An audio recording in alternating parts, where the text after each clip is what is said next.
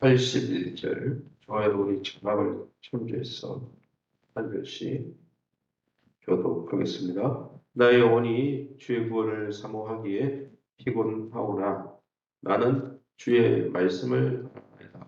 91절 천지가 주의 규례대로 오늘까지 있으면 만물이 주의 종이 된 까닭이니이다. 92절 주의 법이 나의 즐거움이 되지 아니하였더라면 내가 내 고난 중에 멸망하였으리이다. 95절 악인들이 나를 멸하려고 엿보오나 나는 주의 증거들만을 생각하겠나이다. 아멘.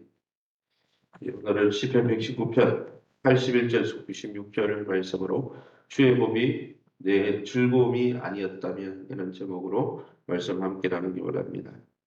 오늘 시편에 시인은 악인의 핍박으로 거의 죽을 만큼 죽게 된 상황, 그런 위기 상황 속에서도 결코 나는 하나님의 약속을 놓지 않겠습니다. 하나님의 말씀 안에 거하겠습니다. 이렇게 다짐하고 있습니다. 주의 말씀이 주는 즐거움 때문에 고난을 이기며 세상을 창조하시고 지금도 유지하시는 하나님의 능력의 말씀을 자신은 의지하겠다. 이렇게 고백하고 있는 것이죠. 그러면 우리가 믿고 의지하는 하나님은 어떤 분이십니까? 91절입니다. 천지가 주의 규례들대로 오늘까지 있으면 만물이 주의 종이 된 까닭이니이다. 만물이 창조주 하나님 앞에 순종하는 이 모습은 종이 되어서 순종하는 모습은 하나님의 영원하심과 그 하나님의 말씀의 신실함을 증명해 주는 증거다. 이렇게 시인은 고백하고 있는 것이죠. 시인은 자신의 삶을 빚어가시는 하나님의 그 창조 솜씨를 보면서 말씀의 창조는 인간이 이해할 수 없을 만큼 신비하고 기이하다고 고백하면서 하나님이 지금도 만물을 자신의 권세에 복종시켜서 만물이 주의 종으로 순종하게 하는 그 능력의 말씀으로 나를 치유하시고 회복시키실 것이니 나는 이 말씀을 붙들겠다. 이렇게 고백하고 있는 것이죠. 오늘도 이 하나님께 우리 인생을 내어 맡겨야 되지 않겠습니까? 저와 여러분이 이 하나님의 말씀을 신실하신 말씀을 붙들고 하나님의 선하심과 인자심을 굳게 붙들고 믿음으로 믿음의 걸음을 걸어가시기를 예수 이름으로 축원합니다. 그러면 이 본문을 통해서 우리에게 주시는 교훈이 뭡니까? 81절입니다. 나의 영혼이 주의 주 구원을 사모하기에 피곤하오나 나는 주의 말씀을 바라나이다.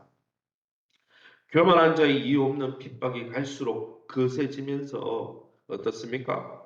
하나님이 도무지 개입하실 여지가 보이지 않고 하나님이 멀리 계신 것처럼 보였지만 그 보이자 시인의 마음도 피곤해지고 눈도 피곤해졌다는 거예요. 피곤하다는 말은 이제 거의 죽을 지경이 되어서 낙심하기 일보 직전이라는 거죠. 지쳤다는 것이죠. 자신이 이 81절에서 88절 읽어보면 자신이 연기에 걸린 쓸모없는 가족처럼 보인다고 자책하고 자존감이 낮아지고 있습니다. 그러나 희미해져가는 그 영혼의 눈은 하나님을 의지하는 자에게 향하신 신실하신 약속의 말씀에서 멀어지지 않았다는 거예요. 비록 내가 내 상황이 어렵고 하나님이 개입하지 않는 것 같고 하나님이 안 계신 것 같은 그런 피곤한 상황이지만 나는 주의 말씀을 바라나이다. 81절에 마지막 숨이 남을 때까지 이유를 알 수 없는 고난 속에서도 여전히 하나님은 의로우신 분이시고 공의로운 분이고 그 하나님이 이 세상을 지금도 유지하는 분이니 하나님 살려주십시오. 나는 하나님의 말씀만 바라고 있습니다. 하나님이 약속하시지 않았습니까? 이렇게 고백하는 것이죠. 기약 없는 기다림에 지쳐서 시인이 도대체 언제까지 지켜보시기만 할 거냐고 이 약속의 말씀을 붙들고 기도하면서 악인의 죄상을 낱낱이 고발하는 장면이 나옵니다.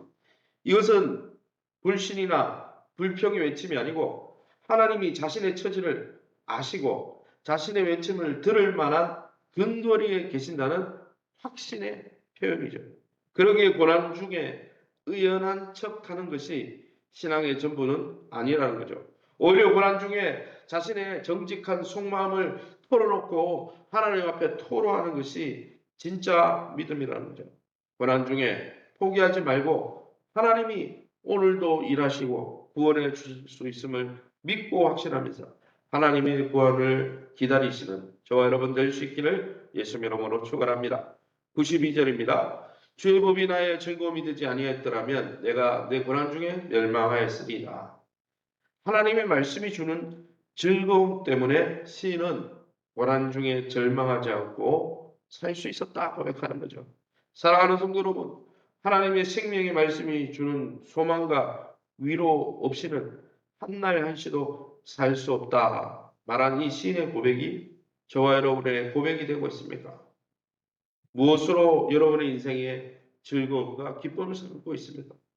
세상을 여행 다니면서 좋은 맛집 다니는 거, 그게 물론 기쁨이 되죠. 그러나 세상이 돈이 주는 기쁨, 쾌락이 주는 기쁨, 명예가 주는 기쁨, 권력이 주는 기쁨보다 하나님의 말씀이 주는 기쁨을 더 큰 즐거움으로 삼는 저와 여러분 다 될 수 있기를 예수님 이름으로 축원합니다. 95절입니다. 악인들이 나를 멸하려고 엿보오나 나는 주의 증거들만을 생각하겠나이다. 시인의 영혼은 말씀으로 살아 있습니다. 나는 어느 때까지라도 하나님의 약속을 붙들겠습니다. 그러나 어떻습니까? 악인들이 나를 멸하려고 했다는 거죠. 여전히 상황은 어려웠다는 거예요. 말씀을 붙들고 있었지만 여전히 상황이 어려웠다는 거예요. 이런 상황이 여러분 우리의 인생을 살면서 얼마나 많이 있습니까? 그러나 뭐라고 합니까?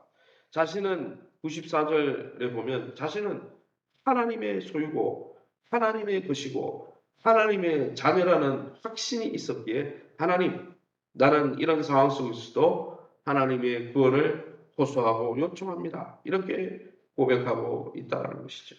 저와 여러분이 눈앞에 보이는 현실이 어렵고 힘들지라도 나는 하나님의 소유가 되었고 예수 그리스도 안에서 하나님의 것이 되었으니 나는 하나님의 것이니까 하나님이 내 인생을 책임져 달라고 요청할 수 있는 저와 여러분 다 될 수 있기를 예수님 이름으로 축원합니다. 시간에 우리 합심해서 기도합니다. 나는 하나님의 것이오니 하나님 책임져 달라고. 그래서 날마다 하나님의 말씀을 능력으로 삼고 그 하나님의 신실한 약속을 붙들고 믿음으로 승리하게 해달라고.